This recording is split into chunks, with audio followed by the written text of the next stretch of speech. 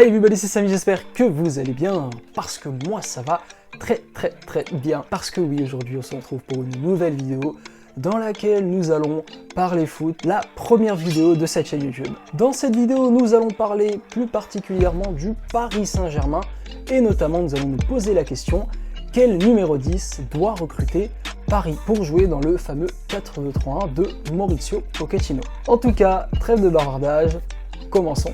Tout d'abord, le numéro 10 de Pochettino dans le 4-2-3-1 parisien, eh bien, doit être capable d'avoir un très gros volume de jeu. Parce que oui, forcément, quand tu joues aux côtés des Neymar, de Di Maria et de Mbappé, eh bien, forcément, tu vas avoir besoin d'apporter, être capable de redescendre sur le terrain et d'apporter du soutien défensivement, comme a pu le faire Verratti face au FC Barcelone. On le voyait en phase offensive, il pressait très haut, il allait chercher carrément la défense centrale barcelonaise, mais en phase défensive, eh bien, il allait tout simplement redescendre d'un cran pour s'aligner avec Gay, notamment avec Paredes, former une sorte de milieu à 3 et couvrir les espaces qu'il y a derrière les milieux de terrain. Autre chose que doit avoir le numéro 10 au PSG, il doit être très technique, parce que oui, quand tu évolues avec des Neymar, des Mbappé, des Di Maria, qui sont des joueurs extrêmement techniques, tu dois être capable de ne pas faire brouillon dans ce système-là, donc ça doit être un joueur très à l'aise techniquement. Et puis enfin, dernière chose, il doit être capable d'apporter du danger offensivement de par des appels, mais aussi, je pense, de par des frappes. Il doit être capable d'enclencher pour faire sortir la défense adverse notamment et apporter un peu plus de danger dans ce quatuor offensif parisien. Voilà, maintenant que nous avons vu quelle qualité doit réunir le numéro 10, eh bien nous allons voir lesquels peuvent postuler parmi les joueurs actuellement au PSG. Alors le premier joueur auquel vous allez penser, auquel on pense tous, c'est Neymar.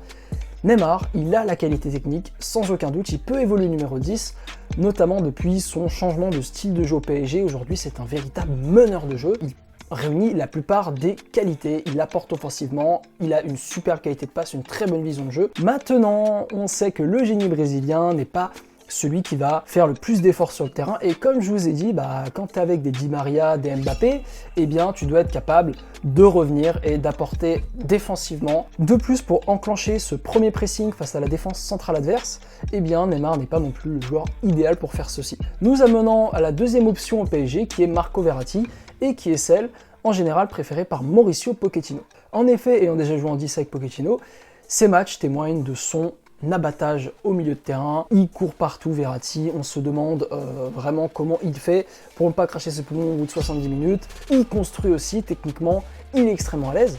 Maintenant, on va souligner un petit point négatif pour Verratti. Déjà, première chose, c'est que Verratti, c'est un joueur tellement à l'aise face à la résistance au pressing que tu as envie de le voir plus bas sur le terrain.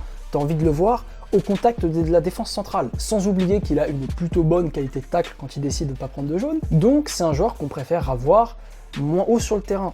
Le mettre en 10, c'est un petit peu le restreindre. Et puis deuxième chose aussi, c'est que Verratti, il a un défaut, c'est qu'offensivement, il apporte peu de danger. Et le problème, c'est que Verratti, il ne va pas enclencher de frappe.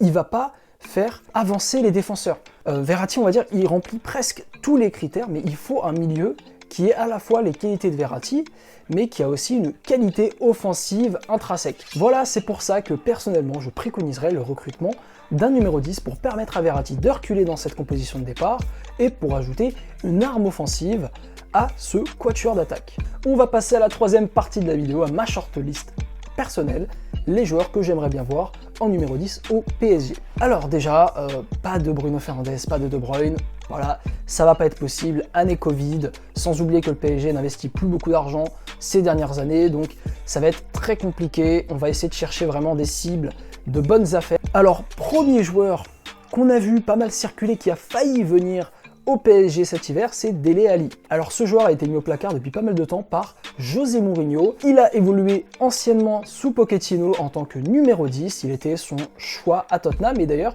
il faisait de vraiment très bonnes performances avant l'arrivée de Mourinho. Il remplit la plupart des critères de ce poste. C'est un joueur qui offensivement a des qualités que Verratti n'a pas. C'est un joueur qui est très intelligent et qui nous a montré qu'il peut évoluer à un niveau très élevé, comme il l'a fait à Tottenham lors de son prime. De plus, c'est un joueur très polyvalent qui, au-delà d'évoluer en tant que numéro 10, il peut aussi évoluer un cran plus bas sur le terrain en tant que milieu central, un peu box-to-box. Mais aussi, tu peux le mettre dans ce milieu, en milieu offensif gauche, donc au poste où joue le Draxler, Neymar, etc. Et tu peux même aussi le faire jouer en tant qu'attaquant de pointe, évalué à 32 millions par Transfermarkt, ce qui reste un prix vraiment très abordable pour un joueur de cette qualité-là et toujours très jeune, eh bien on peut se poser la question si on peut pas réussir à le choper. Et d'ailleurs, ça pourrait être un transfert intéressant puisque réalisable, on pourrait notamment faire un prêt avec option d'achat par exemple, ou alors on pourrait même essayer de s'arranger avec Daniel Levy. Il y a de bonnes relations avec Tottenham, on se rappelle du transfert de Lucas et d'Aurier, et puis Dele Alli aurait, je pense, envie de retrouver son ancien entraîneur Pochettino. Maintenant, j'émets quand même quelques réserves déjà, même s'il y a des bonnes relations avec Tottenham, Daniel Levy n'est pas le plus vendeur. Et puis aussi, c'est mentalement que je me pose des questions sur Dele Alli, parce que c'est un joueur qui est assez jeune, nonchalant et qui a ici été remarqué pour son irrégularité, même à l'époque où il jouait sous Pochettino. Donc pour ce recrutement, Mauricio Pochettino doit être sûr à 100% de l'implication d'Ali, mais dans ce cas-là, ça pourrait être une très grosse affaire dans ce mercato. Deuxième cible, Paulo Dybala. Le crack argentin est actuellement en difficulté à la Juve qui semblerait, selon les rumeurs, devra vendre pour garder et continuer à donner à Cristiano Ronaldo ses émoluments. Annoncé sur le départ, Dybala devrait être celui qui serait sacrifié. Il arrive dans sa dernière année de contrat, en effet son contrat termine en 2022, donc on peut bien imaginer un montage financier intéressant nous permettant de l'avoir pour un prix relativement convenable. Ça serait pas une mauvaise affaire de le recruter, et puis on connaît très bien ses qualités techniquement, il n'y a aucun souci, c'est un joueur qui va apporter offensivement. Et puis enfin, encore un point positif, c'est qu'il est polyvalent aussi, il peut jouer attaquant de pointe, tout comme 10, tout comme ailier côté droit. C'est plus compliqué, je pense, que Dele Alli de recruter Dybala, mais on peut quand même se poser la question et puis s'orienter vers un joueur comme ça. Troisième cible, la pioche. Paul Pogba, oui, j'ose annoncer Pogba dans ma shortlist pour venir jouer au PSG. Paul Pogba, c'est le profil idéal pour Paris. Je pense que ça fait des années qu'on recherche ce genre de joueur. Déjà, techniquement, Paul Pogba, on va pas se poser de questions, il est fait pour Paris, il peut totalement jouer avec ses joueurs, avec des Di Maria, des Neymar, il n'y a aucun souci. C'est un joueur qui va apporter de la taille au milieu de terrain, qui manque, je trouve, au PSG, qui n'a pas vraiment de joueurs très grands dans ce milieu de taille, mais aussi des qualités de leadership qui peuvent, on va dire, manquer au PSG, même si collectivement c'est très bien, les joueurs sont très soudés. Au niveau des qualités offensives, les frappes de Pogba de loin, on va pas se poser de questions, il est un danger offensif pour n'importe quelle équipe. Maintenant, on peut mettre des doutes quant à son recrutement. Alors déjà, ce qui pourrait le faciliter, c'est les relations avec Mino Raiola, mais surtout les rumeurs, notamment les déclarations de Raiola en janvier, quand il a annoncé que Pogba voulait partir de United. Et bien à ce moment-là, il y avait une petite porte qui s'est ouverte, surtout que son contrat termine en 2022. Maintenant, le montage financier va être assez compliqué. Un joueur recruté 100 millions par Manchester United, on ne l'aura pas facilement. Il a été remis dans cet effectif de United, tantôt jouant milieu, mais tantôt jouant aussi milieu offensif gauche. Solskjaer compte sur lui.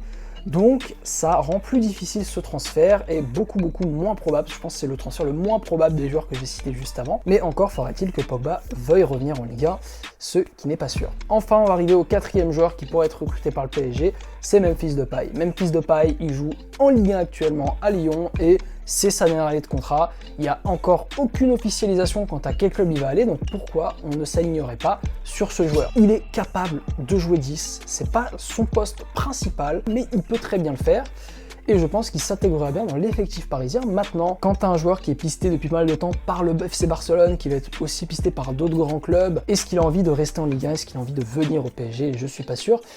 Et puis on peut mettre des doutes aussi quant à sa capacité à revenir défendre. C'est vrai que Depay, c'est un pur attaquant. Voilà pour cette vidéo, mes 4 joueurs de ma shortlist. Si vous aussi vous avez des idées pour un numéro 10 au Paris Saint-Germain, eh bien je vous invite à laisser votre petit commentaire sous la vidéo. Je me ferai un plaisir de les lire, éventuellement d'y répondre. Si vous avez aimé cette vidéo, n'hésitez pas à lâcher un like, à vous abonner à la chaîne YouTube Samy Foot si vous voulez voir mes prochaines vidéos.